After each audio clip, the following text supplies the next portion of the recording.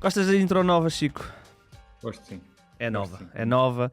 Vou-te contar como uma coisa muito engraçada que aconteceu ontem. Portanto, eu ontem acordei e disse: "Opá, está na altura temos uma intro diferente." E cheguei ali e disse assim: vocês não conhecem o César, que é o nosso repórter de imagem novo, é relativamente novo. E eu disse assim: César, opá, uma intro nova, pá, uma coisita muito mais curta que eu pudesse, só uma musiquita. E ele disse-me assim, ele fica assim a olhar para mim durante uns segundos. Ele tem assim uma personagem, ficou assim a olhar para mim e disse assim: "Então, há um mês eu disse-te se tu querias mudar e tu disseste que não, porque era homenagem ao Kobe." E eu então, pronto, ignorei. E eu, então, pronto, ok, mas tu tinhas alguma coisa? E ele tinha uma música e tu nem quiseste ouvir. E eu assim, pronto, então dá-me agora. E eu fico, pronto, e usamos essa. Quer dizer, deixa ver se eu gosto. E ele fica assim a olhar para mim: "Ei, mas eu agora já dei ao Serafim e ao Renato, porque eles vão começar um programa." E eu fiquei assim a olhar para ele do género: vou já aqui lixar o moço. E então fingi que estava indignado. E eu, estás a gozar? Então quer dizer, tinhas uma música para mim, foste dar ao Serafim e ao Renato. E ele ficou assim muito: "Ei, não, desculpa lá, mas eu posso falar com ele." E eu e eu estou a brincar. E depois ao final do dia, portanto isto foi de manhã, eram 11 e tal. Ao final do dia, tipo 7 da tarde, ele vai parecer embora, vem ter comigo e diz-me assim: "Olha, tu ficaste chateado por eu ter dado a música." E eu já nem me lembrava. Da história. Bem, Coitado.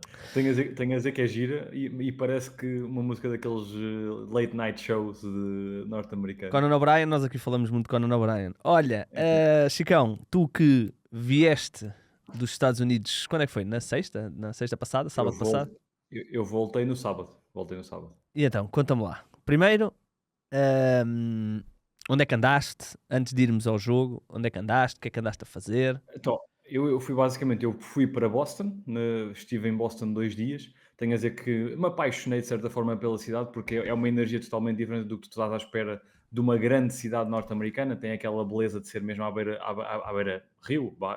Admito, não sei se é rio, Acho que é um rio. à beira da água, para não estar a dar um erro geográfico. E é muito organizada, é muito mais calmo do que eu estava à espera. Também me apercebi que há uma cidade ao fim de semana e há uma cidade durante a semana, principalmente em Nova Iorque. Gostei porque tens tudo e mais alguma coisa, é próximo, não há muita confusão. E depois, pronto, tive lá uma tarde, basicamente, a visitar. Um frio desgraçado, Pois. ao ponto do meu nariz quase congelar. Eu parecia sair do Frozen ou uma coisa assim do género. Estava lá, parecia um esquimó, todo encolhido, cheio de casacos, com gorro, tudo e mais alguma coisa. E depois, pronto, culminou com ir ao jogo. Antes de irmos ao jogo, depois fui para Nova Iorque, estive lá 5 dias. E era o que estava a referir. Aquilo é uma energia ao fim de semana e é uma energia durante a semana. Eu cheguei no domingo à tarde, porque tinha ido de comboio de Boston para Nova Iorque, e pensei: isto não é assim tão mal, não é tão mal quanto desenho, não é assim tanta confusão, há muita gente e tal, carros, umas apitadelas, mas pronto, acho que desenharam isto muito pior do que eu achava que ia ser. E depois, pronto, na segunda-feira, assim que acordo, saio do hotel, levo logo com uma multidão, mesmo aquele É, estereótipo máximo, que é uma multidão de fato e gravata, com a sua malinha de trabalho, pois. sempre com um café na mão e 20 mil tipos de cafés. Havia uns de verdes, havia uns castanhos, havia uns E todos escuros. horríveis, não é? Exato, aqueles 20 mil tipos de cafés, de caramelo maquiatos e matchas e não sei o quê, e não sei o que mais. E eu, epá, pronto, tive logo que me encolher assim a desviar, mas com o tempo apercebi-me que aquilo é tudo uma base de confiança. Tu tens que ir de nariz empinado e estar assim: não, eu sou tão manda-chuva como vocês. E assim, só assim é que eles se desviam de ti, porque eles não se desviam de nada. Claro. A pita delas em todo o lado, é uma grande confusão. Especialmente eu estava muito próximo do Times Square, que é um ponto de referência, como é óbvio. Estava a 15 minutos a pé do Times Square, e houve duas vezes que fui à noite lá, porque eu depois tive a oportunidade também de ir a um espetáculo da Broadway que, Ah, sério? sim, fui Quanto é que ver o pagaste Wicked. se não é indiscrição? O quê? Olha, eu fui para um dos mais baratos, Claro. e que é muito lá em cima, mas vê-se muito bem, tenho a dizer, Uhum. atenção, é porque eles são muito estratégicos na forma como constroem. É a construção assim meio na diagonal, entre aspas, não é, Aham. não é tanto como nós fazemos cá nos estádios e afins.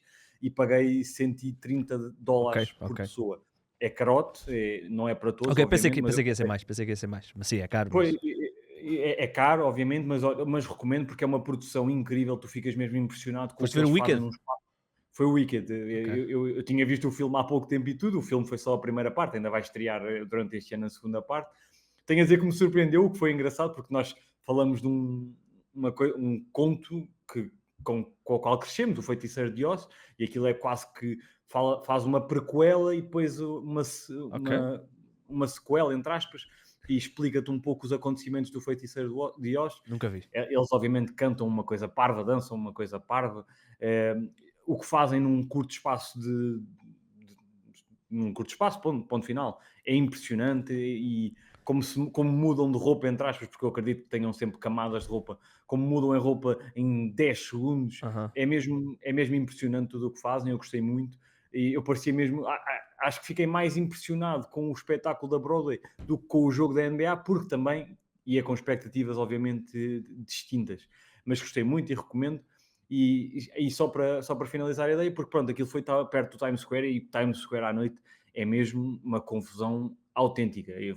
Quem já foi ao Porto, quem já foi a Lisboa e já foi àqueles pontos principais, como a Praça do Comércio e afins, ou os aliados, acredito que acho que aquilo é confusão, aquilo é 20 vezes mais, porque tens pessoas a oferecer-te camisolas, pessoas a oferecer-te substâncias ilícitas, pessoas a oferecer-te para tirar aquelas fotos XPTO no Times Square.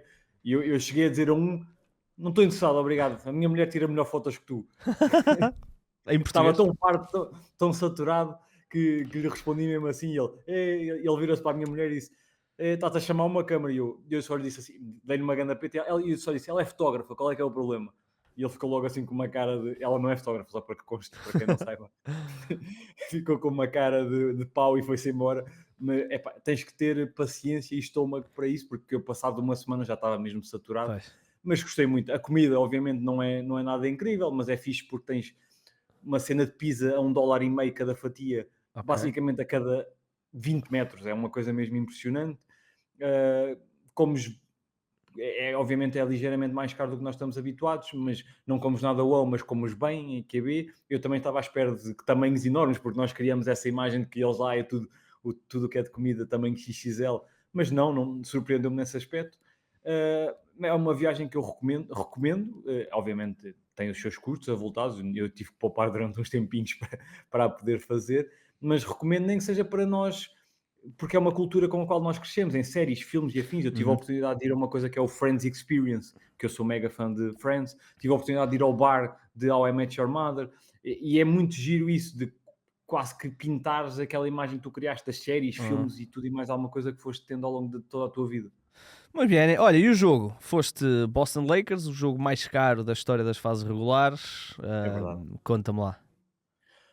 Olha, foi incrível, é o adjetivo mais fácil de dizer, mas eu fui cedo porque eu não sabia com o quão tamanho da confusão seria. Tivemos lá a entrevistar, pronto, a minha mulher também é jornalista do Expresso, ela também teve que fazer uma pequena reportagenzinha, teve a falar com os adeptos logo de início e até apanhou uns mesmo daqueles fanáticos que só vão basicamente lá uma vez ao ano e iam Pois. todos vestidos de duendes, todos pintados, foi muito engraçado. Mas até achei engraçado porque é uma dinâmica totalmente distinta daquelas que nós estamos habituados, por exemplo, num jogo de futebol, que é a nossa principal modalidade cá. Era muito mais calma, havia adeptos dos Lakers e dos Celtics antes do jogo misturados, não há propriamente aquelas ameaças de andar tudo à porrada e Pois. afins, embora haja muitas picardias, ao ponto de, assim, estávamos no aquecimento e estava já a passar vídeos promocionais do jogo, cuja mensagem final era Beat LA, e eles, tipo, ao longo do jogo estavam sempre a cantar Beat LA, Beat LA. Havia essas picardias saudáveis, que isso é que é bonito de ver na distinção entre o que nós temos cá no desporto e o que eles têm lá. Depois, Até porque eles lá não têm claques organizadas, não é? Eles lá não têm exato, isso. há adeptos obviamente mais ferranhos do que outros, e isso obviamente, como há em todo o lado, mas não há propriamente esses grupos organizados, claques, o que quer que lhe queiramos chamar. Uhum. Eu tive a oportunidade de entrar, lá está, pela parte dos jornalistas barra funcionários, toda uma questão de segurança, em que tive que passar por detectores metais e tudo e mais alguma coisa, e depois passei basicamente pelos bastidores, e aquilo é muito engraçado, porque, para quem não sabe, os pavilhões da NBA quase sempre não são só pavilhões da NBA. Por exemplo, o Madison Square Garden é de concertos, é de espetáculos, Claro. é de basquetebol universitário, é de basquetebol, é de hóquei, é de tudo e mais alguma coisa. E o dos Celtics é parecido, também tem vários espetáculos lá. E passando pelos bastidores, aquilo é uma confusão autêntica. Vês tudo acumulado, as bancadas, os utensílios, as questões temáticas dos vários eventos. E eu passei por lá, quase que me perdi lá no meio dos bastidores, só para ir à casa de banho. Depois tive a oportunidade de ir para a sala de imprensa. O nosso Ricardo até me disse: olha, aquilo é um buffet, não pagas nada, é muito bom, aproveita. Efetivamente tive que pagar, não foi nada de especial, paguei $10 e basicamente podia comer o que quisesse. Valia muito mais a pena, porque para terem noção, ir comer um cachorro daqueles básicos, que era pão, salsicha e ketchup, no pavilhão era $17, Pois. um absurdo.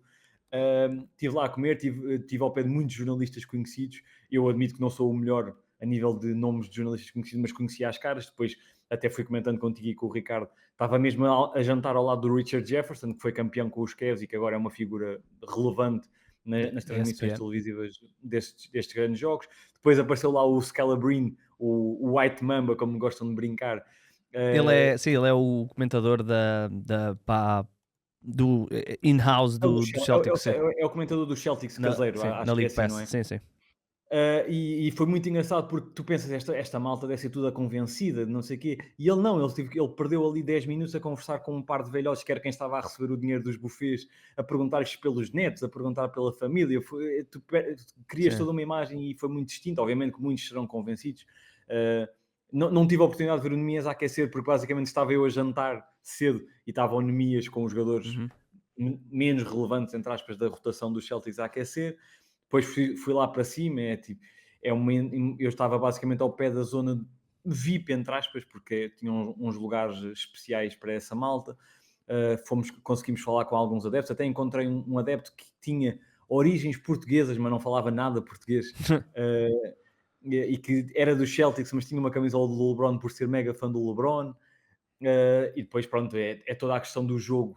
O aquecimento individual foi fascinante, porque cada vez que entrava uma grande figura, parecia que o pavilhão mudava a energia. Tudo o que era dos Celtics, obviamente, muito, muito aplaudidos, muito celebrados. Quando entrou o Luka, uma assobia dela monumental. E depois, quando entrou o LeBron, foi uma mistura. Foi uns assobiozinhos dos Celtics, mas acho que até houve pessoas dos Celtics a aplaudir, e muda a energia. É mesmo uma daquelas figuras que entra numa sala, num edifício, e a aura desse espaço muda. Sim, ele E teve foi espetacular. batalhas históricas com os Celtics, portanto, ele é Pronto, e depois é todo o espetáculo que há ali à volta. O jogo espetacular, foi muito bom, apesar de o terceiro período espetacular dos Celtics ter, obviamente, influenciado o que poderia ter sido uma segunda parte muito mais divertida. Tivemos a questão da lesão do LeBron, que foi muito bem defendido pelo Al Horford, e o que mais me surpreendeu é que nós, quando vemos nas transmissões, eu falo por mim, tu traz a tua opinião, e muita gente acho que vai partilhar da minha, eu farto-me um bocadinho de todo aquele espetáculo, que há as 1000 pausas, os lá timeouts. não notas, não é? Lá não notas, porque a energia é tanta, há tanta gente a divertir-se com aquela questão dos intervalos, dos timeouts, que passa a correr. Eu obviamente estava meio que a trabalhar, a fazer uma reportagem, a gravar uns vídeos que fomos partilhando nas nossas redes sociais e depois pusemos no site. Obviamente que isso ajudou a passar o tempo, mas é tudo tão mais fluido do que aquilo que nos chega via transmissão Claro. televisiva, e eles conseguem tornar essas pausas divertidas. Foi muito interessante ver isso. E depois, pronto, a questão de o Luka é tudo o que tu podes imaginar quando vês na televisão. Ele parece que Joga em a slow defesa motion, não é? parece que está em slow motion, e que a defesa o encavou ali com um double team, e ele do nada passa por baixo dos braços deles, manda uma bola à tabela e a bola consegue entrar. A equipa a perder por 20 e ele começa a assumir o jogo, faz ali 2 triplos de step backs e assume o jogo. E depois é a questão do Tatum, que me surpreendeu muito, porque parecia que estava a fazer um jogo discreto, e quando eu dei por mim ao intervalo tinha 22 pontos, acabou o jogo com 40 pontos 40, é. e quase 10 ressaltos, acho que foram 9. Sim, nós analisámos aqui o jogo que ditou essa derrota dos Lakers e a lesão do LeBron, que entretanto não voltou a jogar. Muito bem, Chico, excelente experiência então que tiveste. Eu Recomendo. não terei certamente a sorte de ir ver um Lakers Boston quando aí for, mas quando lá for, mas irei certamente. Eu gostava muito de ir ao Madison Square Garden, sei que os bilhetes são extremamente caros e Esse não tive a oportunidade de ver, é, esse só vi basicamente a loja, porque aquilo, lá está, como eu estava a dizer, é tão grande que nem tens bem noção que estás a ver o pavilhão, não é, é? é enorme. Eu, por Uhum. exemplo, no dia em que cheguei, era dia de jogo dos Rangers, que é a equipa de hóquei De em hóquei no gelo. patins. E ele, sim, hóquei no gelo, hóquei em patins é cá, hóquei no gelo, e era engraçado porque eles são muito temáticos. Naquele dia a cidade Claro. foca-se completamente nos Rangers e estava tudo com camisolas dos Rangers, a loja completamente Uhum. eh, enfeitada com coisas dos Rangers. No dia a seguir já era completamente diferente, já a loja estava Uhum. meio dividida entre Rangers e Knicks. E eles são muito restritos, não dá propriamente por andares a passear lá Claro, por claro. dentro do pavilhão. Muito bem, né? Muito bem, né? Olha, já que estamos a falar dos Lakers, mergulhando agora aqui mais nas coisas que temos para falar, queria só destacar aqui os Lakers tiveram ali, ou estão a atravessar uma fase mais complicada com a lesão do LeBron. Tiveram outras lesões, ainda tem o Rui Hachimura de fora, mas ontem ganharam a Denver e portanto subiram ao terceiro lugar. Mas o jogo foi de altos e baixos, mas houve ali uma coisa que realmente foi impressionante. A certa altura, o Luka Doncic estava a ganhar sozinho 20-17 aos Nuggets. Já estamos a falar na reta final do primeiro período. Foi um primeiro período inacreditável dos Lakers. E a destacar, claro, que os Nuggets estavam sem Jamal Murray e Nikola Jokic. E a malta até achava que eles tinham descansado no jogo anterior Pô, para fugir eu logo queria às tocar nisso, mas brincadeiras. queria-te só dizer que os Lakers, que sempre tiveram estrelas, já há algum tempo que não tinham um jogador à la Kobe Bryant que conseguisse explodir ofensivamente de uma forma que a própria equipa adversária não tinha como acompanhar. O LeBron não é esse tipo de jogador, é um jogador muito mais pausado, muito mais ritmado, controlar os tempos de jogo. Anthony Davis não era isso, e Luka Doncic é um desses jogadores, tal como Joel Embiid é um desses, ou era um desses jogadores.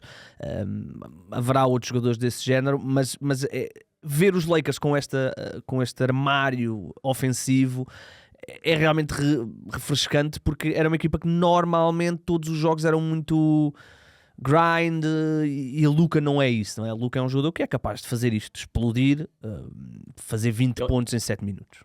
Eu acho que o que ele tem de melhor é mesmo isso, é que ele é capaz de explodir, mas também é capaz de fazer o que tu estavas a dizer do LeBron, de ser ele a gerir o timing e o ritmo do jogo.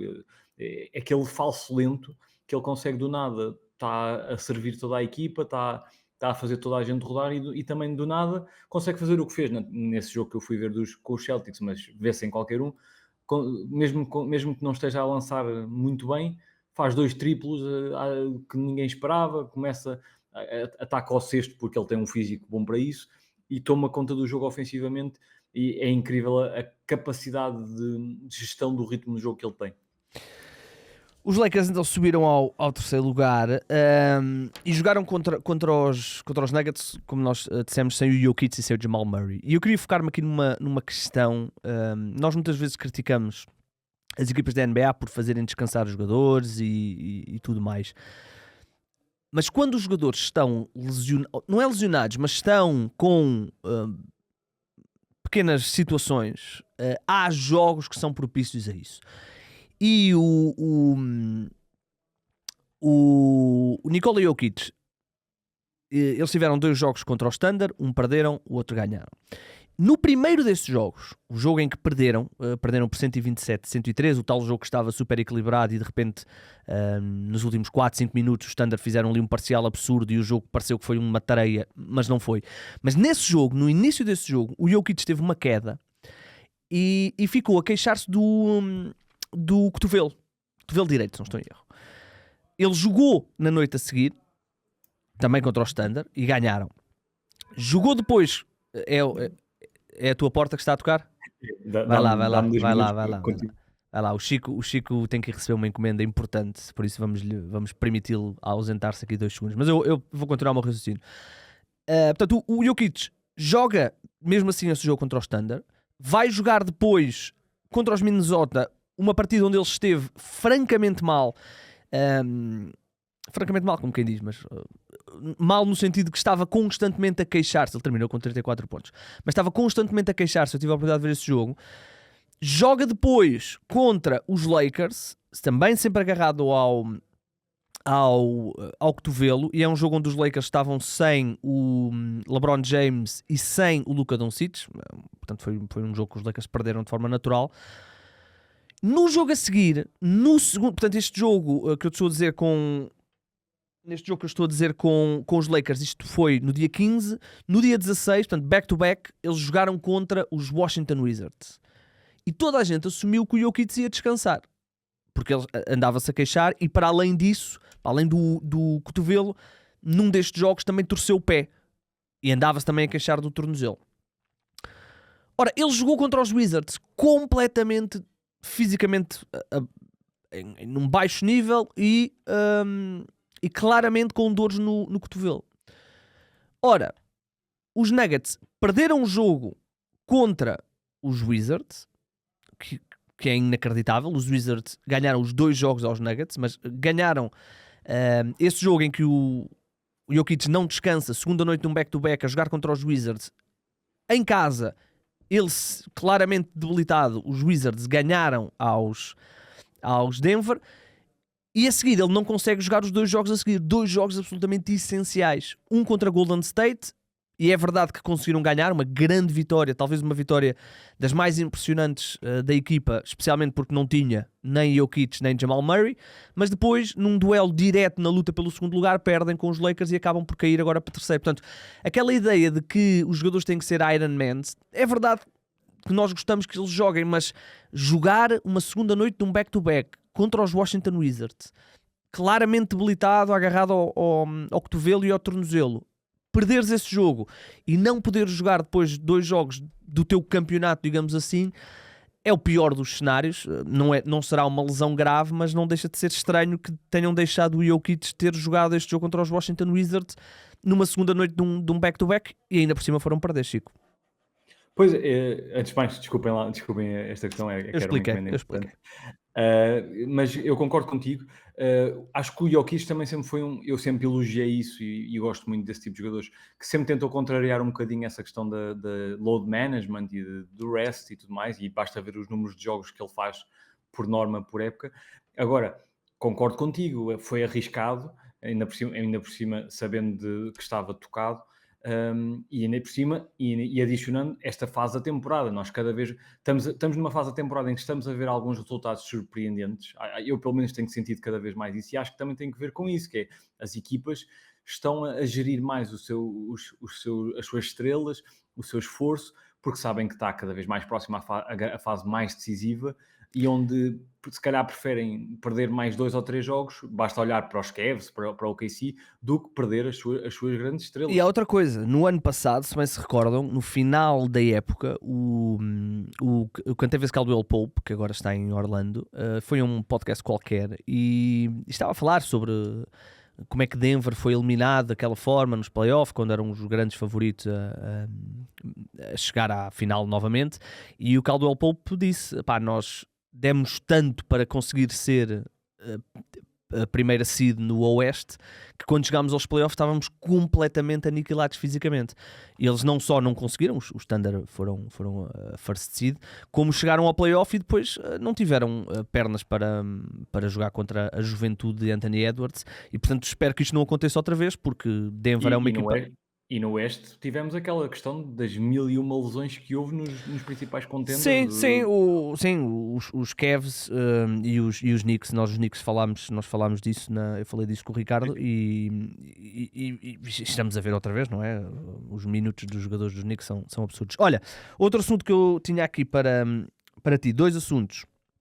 Não é 2 assuntos, 2 layups que eu quero só tocar. Primeiro, eu não sei se vocês já viram, se tu já viste, Chico, o lance do James Harden contra o Evan Mobley no jogo dos Clippers contra os Cavaliers. Tu já viste esse lance? Não viste? Admito que não. Então, enquanto eu falo, pesquisa aí Harden, Evan Mobley no Twitter, vais encontrar fácil. Você, quem acompanha o podcast há mais anos, sabe que eu nunca fui grande fã do Harden.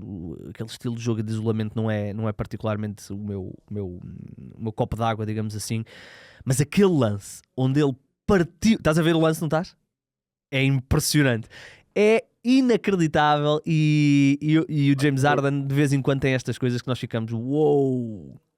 É que ele já não parece capaz de fazer estes ankle breakers, mas depois o James Harden está numa fase nesse aspecto que é parecido ao Luka, que é um falso lento, que é, parece que não se mexe tão bem quanto mexe e depois do nada faz ali uns moves É. de handles que o defesa dança muitas vezes. É, o Mobley ali, quando ele faz o crossover para a esquerda para depois atacar o cesto, o É, Mobley ficou exatamente. completamente fora do lance. E estamos a falar de um dos candidatos a defesa do ano, portanto não é propriamente um Luka Doncic que o estava a defender, não era o Evan Mobley.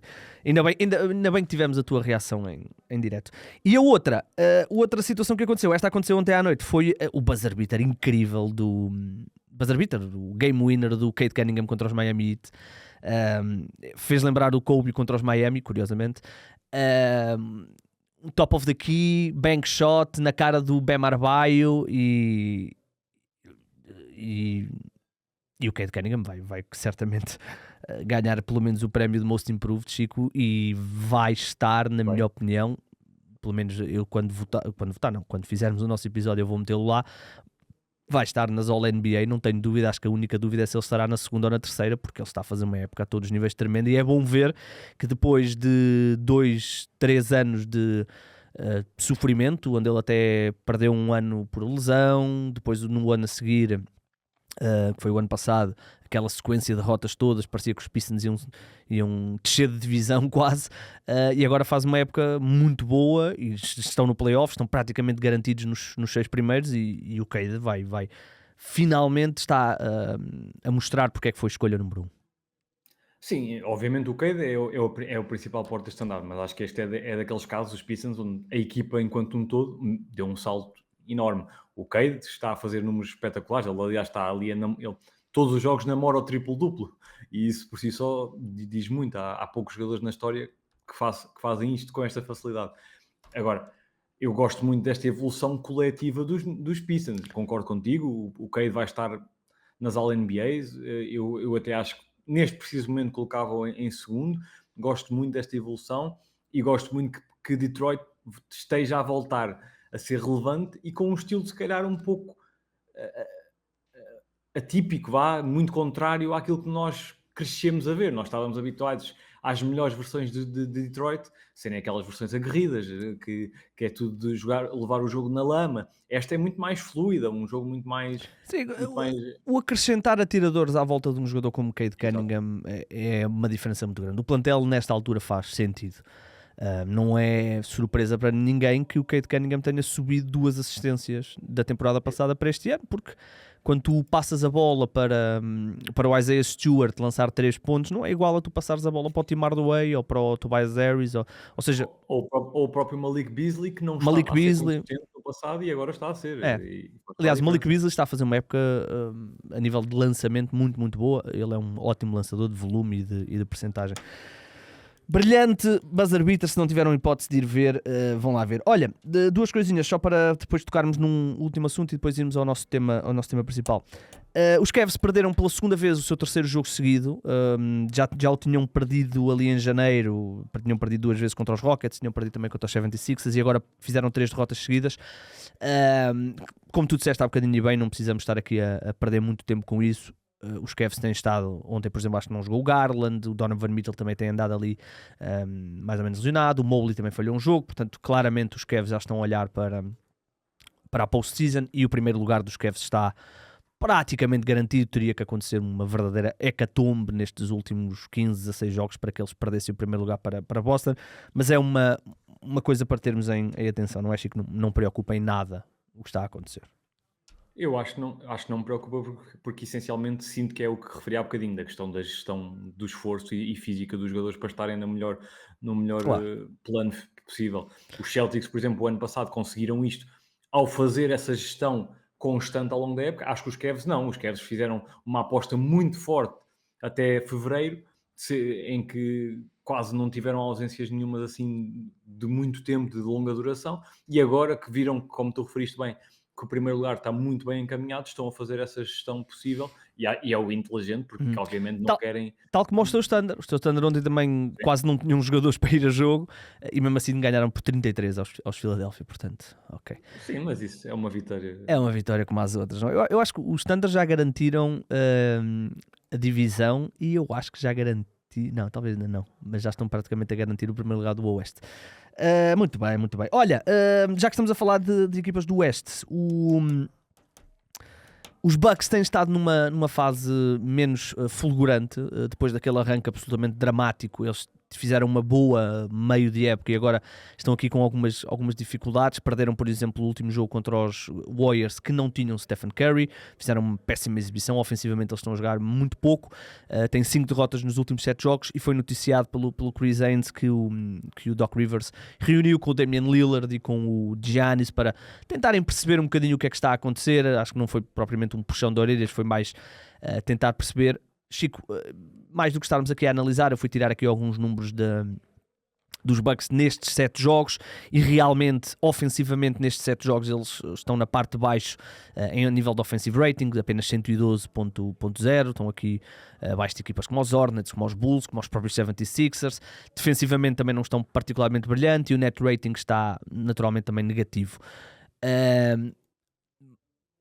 Eu quando penso nos Bucks, e nós vamos falar de candidatos ao título mais à frente, e os Bucks, não sendo candidatos ao título, são uma daquelas equipas que nós damos sempre aquele benefício da dúvida, porque eles, se calhar em todas as séries do Oeste, terão sempre o melhor jogador, e se calhar quando chegarem ao Oeste, é discutível se ele é o melhor jogador numa série contra o Shea ou contra o Jokic, mas é discutível, ou seja, é uma discussão que nós podemos ter. Portanto, damos sempre aquele meio por cento ou aquele 1% por terem Giannis. Mas não está particularmente inspirador, porque é verdade que eles começam mal, é verdade que eles recuperam, mas sempre que nós começamos a dizer, ok, olha, os Bucks há sempre ali ou 2 derrotas onde eles são amassados, ou 2 péssimas exibições, há aqui sempre qualquer coisa que não funciona bem em Milwaukee e estamos a menos de um mês de playoffs e, portanto, quando o treinador tem que reunir com as tuas 2 estrelas a um mês do playoff é porque a coisa não vai particularmente bem, não é? Onde eu tenho sentido mais essa diferença, e falo, por exemplo, eu, porque vi com olhos de ver o jogo contra o Thunder, que foi há muito pouco tempo, não é? Foi deixa-me ver no instante para não dizer. Eu tenho aqui, foi no dia 17, portanto foi na De domingo para segunda. segunda, foi de domingo para segunda, no fundo. E onde eu tenho sentido mais essa diferença, tem sido no lado defensivo. O Giannis é um grande defensor, mas houve ali alguma troca estratégica que fez com que ele se afastasse um pouco mais do garrafão. Eu, pelo menos, senti muito nesse jogo. E isso também afetou a equipa num geral, obviamente. É um jogador com uma presença tão importante que se nota logo isso. Por exemplo, o Brook Lopes, tenho sentido muito esse desaparecimento. O Brook Lopes e o Giannis combinavam muito bem, porque pela questão do tamanho, pela questão de se complementarem dentro do Pois, porque garrafão. normalmente o Giannis é que defendia o penetrador e o Brook Lopes estava como roamer a fazer os seus blocos. Exatamente. Eu tenho sentido o Brook Lopes cada vez menos relevante, ou pelo menos menos impactante, precisamente por essa diferença de onde é que o Giannis tem estado. Eu não tenho o devido conhecimento para perceber se essa alteração estratégica foi por uma questão física, para também proteger o Giannis agora nesta fase final. Eu não tenho a Foi uma certeza do que vou dizer, experiência. não tenho a certeza. E não tenho visto assim tantos jogos para poder ter uma opinião tão concreta. Mas eu acho que o facto da equipa ter perdido defesa de perímetro, com a saída do Jrue Holiday há 2 anos, e com o Middleton ter caído de performance, como vimos, e depois substituído pelo Kuzma, eu acho que eles precisam que o Giannis seja mais vezes defensor de perímetro do que defensor interior, que eles antes não precisavam. Porquê? Porque quando tinhas Jrue Holiday, nos melhores anos dos Bucks, Jrue Holiday e Chris Middleton, o Jrue Holiday, se calhar o melhor base defensor daquela altura, e o Middleton um defensor também muito competente, e agora eles não têm isso, com todo o respeito pelo Gary Trent e pelo Taurean Prince, e não sei o que, não são o mesmo tipo de jogadores, de todo. Sim, eu tenho sentido isso, que fizeram com que ele se afastasse e mudou muito a defesa. Acho que a melhor versão dos Bucks ia mascarando essa diferença estratégica, mas basta não estarem nos seus melhores dias, ou tanto a nível físico como anímico, que isso fez sentir contra o Thunder. O Thunder, como toda a gente sabe, tiveram os seus problemas na luta pelas tabelas, obviamente melhorou muito agora com o Hartenstein, e foi em parte, obviamente, esse o objetivo de o trazer, mas contra os Bucks eu estava com muito receio dessa luta, por causa dos nomes como o Kuzma, como o Giannis, como o Brook Lopes, e a verdade é que os Thunder dominaram quase por completo esse aspecto, e isso faz muita diferença, porque uma equipa, contra as boas equipas, ganhas as segundas oportunidades, tanto na defesa como no ataque, e alimentas os restantes jogadores. Claro. E isso é a tal bola de neve, que é, se estás a perder os saltos, a equipa marca, Claro, tu claro, animicamente vais claro. abaixo, fisicamente desgastas-te muito mais, e acho que tem sido isso. Sim, E, e há outra coisa, não é? Com todo o respeito, o Brook Lopes está a 2 semanas de fazer 37 anos, portanto, exato. não sendo ele O o Brook LeBron Lopes, James, eu acho que o Brook Lopes surpreendeu muita gente pela sua com durabilidade, sem dúvida, sem pela dúvida. sua durabilidade, até porque eu já o elogiei aqui noutras temporadas, noutros episódios. Ele foi dos postos que melhor se adaptou à mudança que houve na liga da transformação dos postos Sim, sim, a nível de ele lançamento. era um jogador de isolamento completo, jogar perto do cesto e transformou-se num excelente atirador de 3 pontos. O Giannis, porque também ofensivamente a equipa não está bem, e eu até me preocupo mais do lado ofensivo, porque acho que os Bucks, se querem ser relevantes, vão ter de ganhar jogos no ataque, porque defensivamente já não vão conseguir. O Giannis, no jogo contra os Warriors, onde não havia Stephen Curry, o Giannis lançou 5 em 16, o que é impressionante. Foi um péssimo jogo, eu não tive a oportunidade de ver, portanto não sei o que é que aconteceu, mas foi um jogo absolutamente impressionante. Chico, só para terminarmos, a March Madness começa ou é hoje ou amanhã, estou na dúvida. É nesta madrugada. Madrugada, exatamente, 2 para amanhã. Há alguns nomes, certamente depois teremos tempo para falar sobre isto. Os grandes favoritos são Duke. Duke poderá, em princípio, ter 3 jogadores no top 7, 8, no pior dos casos, top 10 do draft. Obviamente, Cooper Flag será o número 1. Depois tem este nome é difícil para mim dizer, o Knuepe. Knuepe é um atirador, é um jogador que o Cooper Flag está lesionado, não jogou a final da divisão deles, e este miúdo, o Con Knuepe, fez uma exibição muito boa. Estive a ver o resumo dessa partida, e ele, ball handling e não sei o quê. E depois tem um poste que é o Kaman Maluak, que também estará, em princípio, até no top 5. Portanto, os grandes favoritos são Duke. E depois há 2 nomes que provavelmente estarão no top 3, ou no pior dos casos no top 5 do draft, que não estão no March Madness. Portanto, estou curioso para ver o que é que isso poderá implicar depois nos mock drafts, que é o Dylan Harper e o Ace Bailey, que estão os dois ou estavam os dois na Universidade do Rutgers, e Rutgers não se qualificou para a NCAA. Eu estive a investigar, estive a tentar perceber o que é que estava a acontecer, porque normalmente no college tu tens 2 miúdos que vão estar no top 5, a tua equipa vai ser forte, e aparentemente sim, eles eram muito bons, os 2 fizeram épocas relativamente positivas. O resto da equipa era mesmo muito fraca, eles não tinham atiradores. E eu estive a ver até alguns lances de vídeo onde se via que, por exemplo, às vezes o Dylan Harper e o Ace Bailey a jogar pick and roll, e de repente olhas e eles são o ball handler, e quando o pick and roll acontece eles olham para a frente e veem tipo os 4 defensores à volta deles, porque eles estavam tranquilos em deixar os outros de fora. Mas vamos ver, e vamos ver o que é que vai acontecer neste March Madness, onde temos, como o Ricardo referiu na segunda-feira, alguns jogadores portugueses. O Ruben Pereira estará, e no basquete feminino temos mais jogadores que poderão ter aí alguns minutos. Nós certamente para a semana falaremos sobre isso. E mesmo em Duke, posso estar a dizer uma asneira, embora não seja relevante, temos o Stanley Borden. O Borden, sim. O Ricardo falou disso, ele não é bem um jogador da equipa, é convidado a participar nos treinos e não sei o quê, e de volta e meia deixam-no jogar uns minutos. Mas não acredito que isso vá acontecer no March Madness. Se eles ganharem... É dele? Meu amigo, está no bolso, meu amigo. Olha, Chico, vamos então, nós já esticámos-nos aqui com o tempo, portanto já não vamos mergulhar totalmente no nosso tema principal. O nosso tema principal é os círculos de campeões, ou os círculos de candidatos, aliás. Cada um de nós fez aqui alguns círculos onde coloca portanto, à medida que o círculo vai se afastando do centro, eles vão ficando mais longe de ser candidatos ao título. Chico, eu neste exercício, eu confesso que fiz o primeiro círculo e eu já não sei fazer mais círculos, porque a não ser que haja aqui uma grande surpresa, uma destas 3 equipas eu acho que vai ser campeã. Boston Celtics, e é por esta ordem: Boston Celtics, Oklahoma City Thunder e Cleveland Cavaliers. Eu teria muita dificuldade em ver outras 2 equipas na final, Acredito que no Oeste pode acontecer, porque os teus Thunder podem ter uma má. O Shai Gilgeous-Alexander pode saltar para ganhar um ressalto e torcer o pé e não jogar 2 jogos da série e de repente estás a perder por 4-1 e já perdes. E não só, os teus Lakers, tendo um Claro, LeBron e um Luka tudo em pode acontecer. condições, podem fazer isso. Claro. O Jokic é sempre o Jokic. Claro que sim, nada claro. me choca. Anthony Edwards, claro que sim. Curry, uma boa série, pode haver uma surpresa. No lado do Oeste, eu já não acredito tanto que possa haver, porque tem que haver 2 surpresas. Ou seja, uma equipa, vamos imaginar, os Bucks teriam que eliminar os Cavs e os Boston. É verdade que pode acontecer aqui os Cavs perderem na primeira ronda com alguém e, portanto, depois uma equipa elimina a outra e depois... Mas é mais improvável porque há 2 monstros, enquanto no Oeste há um monstro. Chico...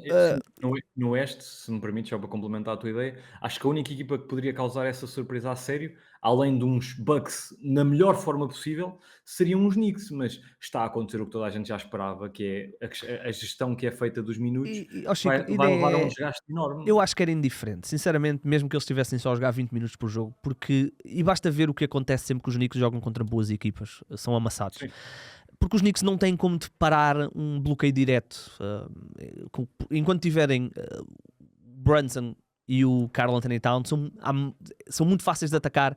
É muito difícil tu esconderes. Quando o teu poste é um jogador como o Karl Anthony Towns, e por exemplo Denver sofreu disto há alguns anos, porque o seu poste era o Jokic, a não ser que tu depois consigas ter ali um Aaron Gordon, que consiga disfarçar, é muito difícil. E o Anunoby e o Mikal Bridges são ótimos defensores, mas não são particularmente grandes, não é? E portanto, é difícil tu conseguires esconder 2, ainda por cima logo base e o Jokic. Desculpa, o Karl Anthony. Um pick and roll natural entre o base e o poste, ou seja, as equipas adversárias montando bem o seu ataque conseguem explorar os 2 piores defensores dos Knicks ao mesmo tempo. E mesmo que tu escondas, depois é fácil trazê-los os 2 para o bloqueio direto. Eu até te digo mais, Chico, contudo, os Bucks vão ter sempre a minha atenção. Desculpa, vamos aos círculos. Quem é que tens no teu primeiro círculo, digamos assim? As mesmas que eu, não é? O primeiro concordamos, temos o OKC, o Cavs e Celtics, acho que são os candidatos, e acho que qualquer um adepto racional nesta fase da temporada acredita que a final será à volta destes três, salvo qualquer exceção como tu referiste. Depois o segundo círculo pode variar um pouco mais. Mais. Eu no segundo círculo, Chico, só tenho 3 equipas e são todas do Oeste. Tenho Lakers, tenho Nuggets e tenho Golden State Warriors. São as 3 equipas que eu tenho no meu segundo círculo, ou seja, que se uma delas eliminasse o Oklahoma, eu ficaria surpreendido, mas não ficaria chocado. Portanto, são as 3 equipas. Tu tens outras? Eu adicionei os Bucks porque eu pensei, quem é que pode porque queria ter uma representatividade dos 2 lados.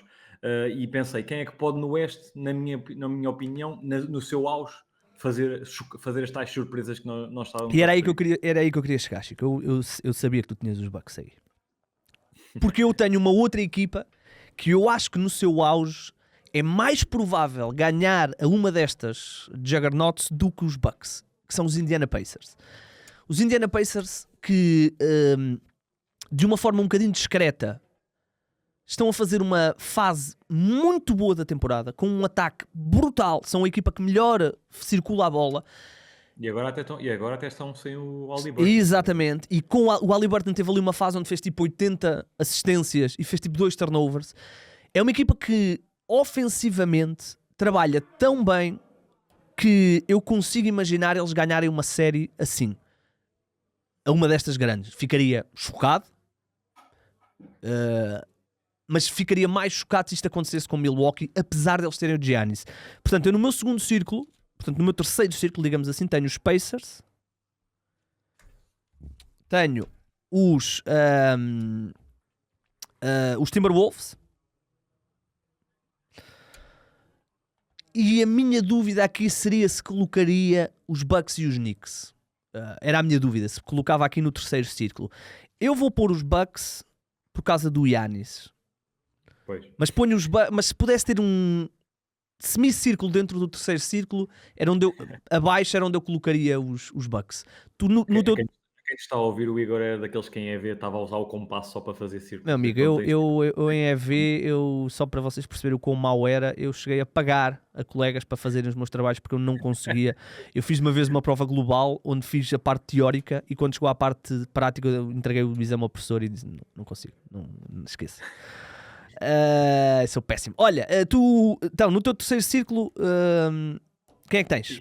Eu tenho efetivamente Indiana, tinha os Knicks, porque considero que são mais frágeis do que os Bucks, e eu por acaso no Oeste discordo de ti. Eu tenho visto alguns jogos dos Timberwolves e acho que é uma diferença abismal, e tu concordas certamente, aos Timberwolves que vimos na época passada. Acho que as moves que fizeram estragaram por completo a Mais equipa. ou menos.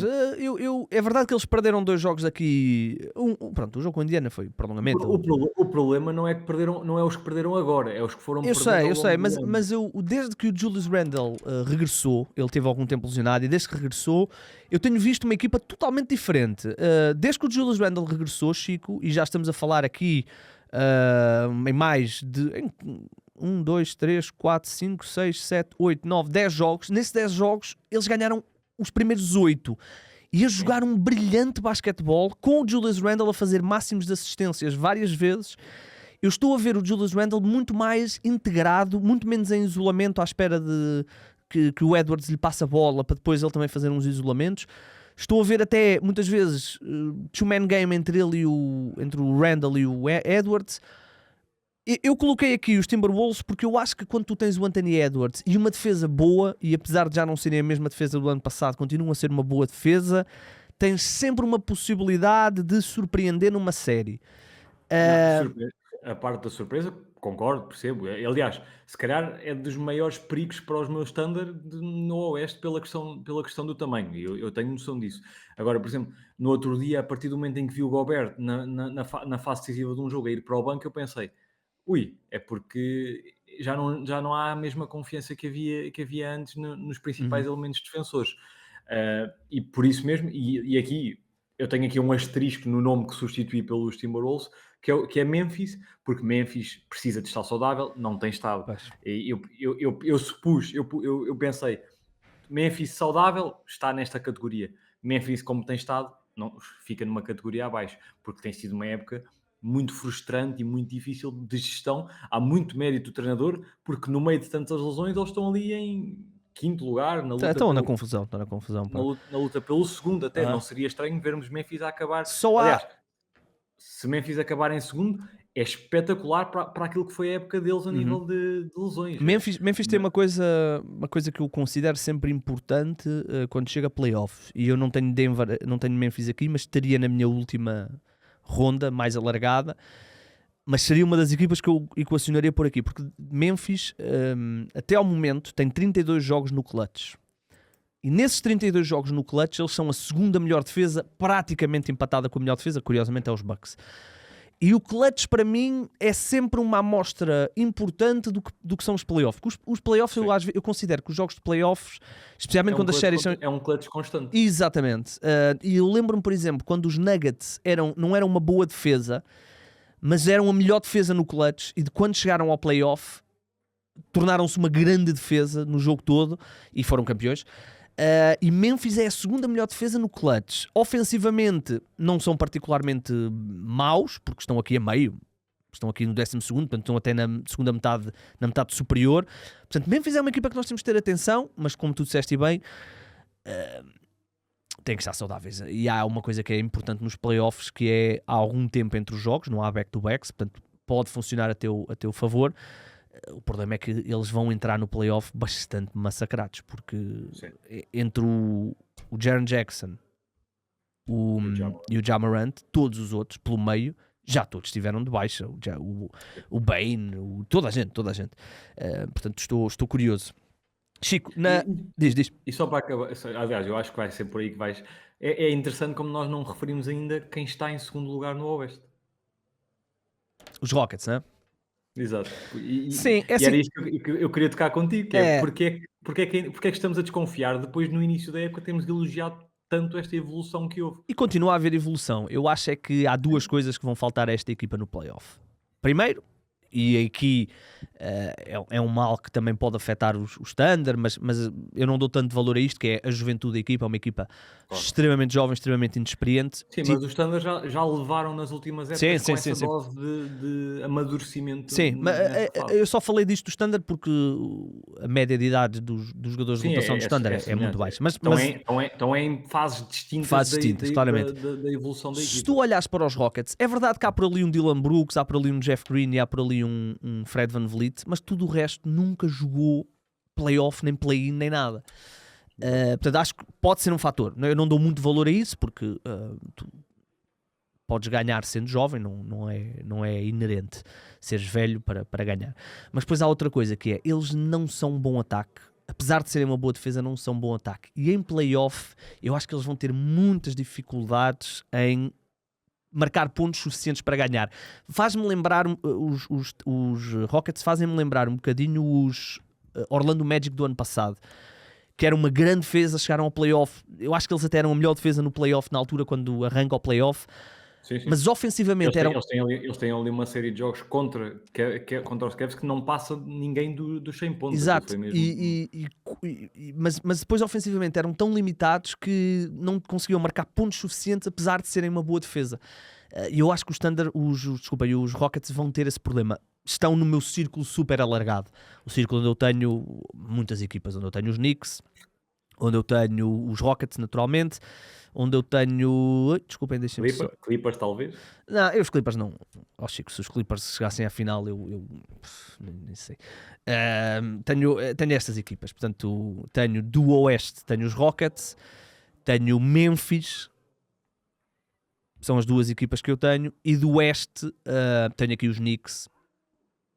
Opa, e não consigo alargar mais do que isto. Não consigo. Portanto, tenho aqui basicamente os cinco primeiros do Oeste em círculo, sendo que o Oeste eu não consigo... Se no Oeste eu consigo imaginar que possa haver aqui um 70% de hipótese de Oklahoma chegar à final e um 30% para todos os outros, no Oeste eu teria de dizer que há 95% de uma destas duas equipas chegar e 5% para as outras, porque as duas tinham que perder.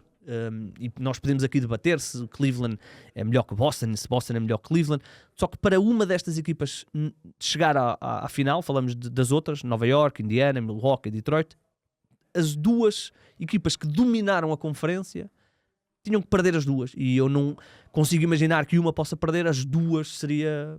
não consigo de forma clara dizer-te, olha, Cleveland e Boston vão perder, porque as duas equipas juntas perderam 32 jogos. Sim, e até porque alguém que queira surpreender no Oeste, como estás a dizer, a maior probabilidade é que tenha que passar pelas duas, porque lá está, não seria preciso algo trágico para uma delas perder logo na primeira ronda. Passando para a segunda, alguém que tenha que passar, imaginemos, pelos Celtics primeiro e depois pelos Cavs, vão levar provavelmente com 7 jogos com Boston primeiro, e depois é toda a questão do desgaste, toda a questão das viagens, tudo. Claro. E isso nos playoffs é uma bola de neve. E não é só isso, é que estás a jogar com equipas que são melhores que tu. Sim. É que nem é só isso, é que se fosse 50-50, ok, até dava. Agora tu estás a falar, independentemente de quem for, seja os adversários da primeira ou da segunda ronda, estas duas equipas vão ser sempre super favoritas de todos os outros. Olha, Chico... E não é todos os anos que temos uns Miami... Sim, ou uns Indiana Pacers, ou uns Atlanta Hawks, e não sei o quê. Não é todos os anos que isto acontece. Olha, deixa-me só dizer isto, para fecharmos. Última hora mesmo, os Boston Celtics foram finalmente vendidos, ou pelo menos já há acordo para a venda dos Boston Celtics. Nós já falámos aqui disto no final do ano passado, depois da equipa ter sido campeã. Os donos dos Celtics, a família, como é que isto se diz? Grosbeck, decidiu vender Boston e tinha decidido vender os Boston Celtics no final desta época, portanto da época de 2026.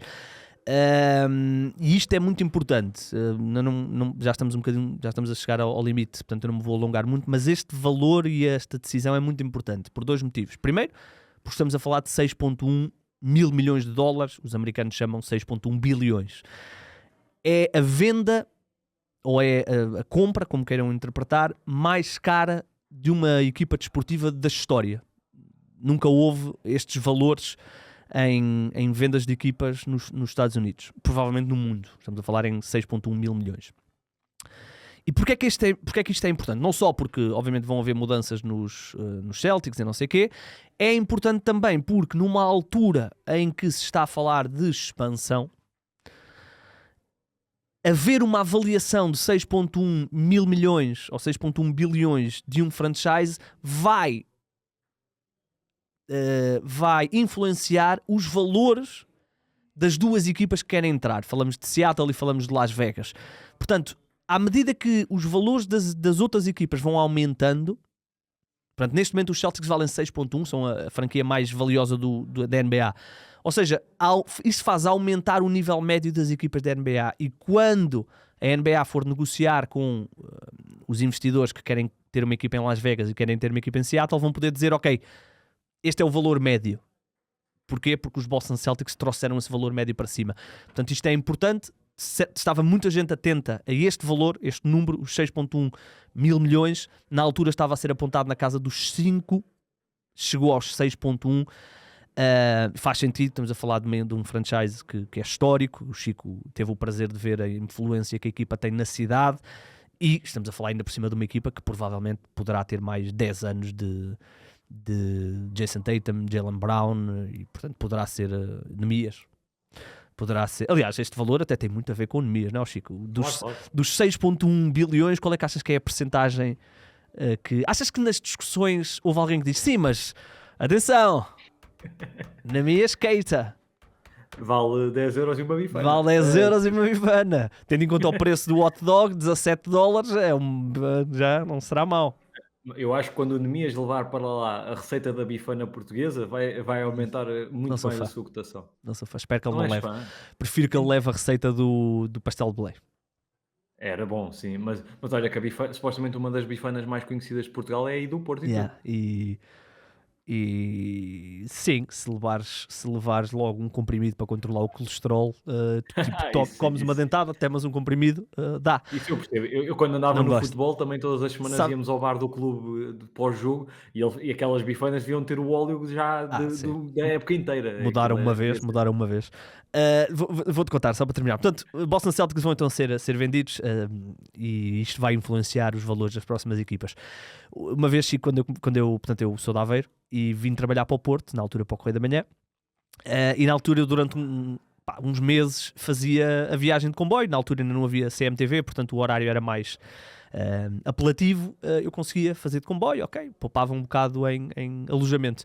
E então uma vez, perdi o comboio, e o comboio era, imagina, tipo às 7 e o a seguir era só tipo às 9. E eu estava com fome, e ali, quem for do Porto, agora aquilo está um bocadinho mudado, mas antigamente ali ao pé de Campanhã, tinha assim uns tascos, os típicos tascos do Porto, eu não sei o quê, e eu já tinha ouvido obviamente falar das bifanas do Porto, nunca tinha comido, porque nós em Aveiro a bifana é um pão e é o bife, mas não há molho, é tipo um bife e não há nada. E eu decidi, olha, vou experimentar. Entrei num tasco, pronto, eu na altura tinha 22, 23 anos, por aí, mais coisa, menos coisa. Entrei no tasco e é uma bifana. Quando eu vi a senhora a tirar a bifana de um tacho, Chico, eu posso te dizer que aquele tacho foi lavado uma vez, que foi quando foi comprado, só para tirar aquele pó. Eu pensei, o que é que eu fiz à minha vida? Obviamente não me caiu nada bem, fiquei super enjoado, então a partir daí nunca mais comi, e espero que a gente não perca ouvintes por eu ter dito mal das bifanas do Porto, mas Igor Gonçalves não é fã das bifanas do Porto. É muito fã dos pastéis de Belém. Pastéis de Belém são muito bons. São muito bons. Chicão, vamos embora. Vou almoçar umas belas bifanas. O quão hipócrita era agora publicar uma foto no Twitter a comer uma bifana. Isto na verdade foi tudo para os restaurantes que nos ouvem, que tenham bifanas, nos convidarem a ir lá comer, só para nós contrariarem. Exatamente. Quando houver, se alguém estiver a ouvir e tiver um bom restaurante com boas bifanas, assim à moda do Porto, eu vou lá. Convidam-me e eu vou lá, mas sem pagar. Sem pagar, que isto não está fácil. Amigos, vamos embora. Voltaremos na segunda-feira, e se conseguirem fundar 3, mandem-nos o vídeo.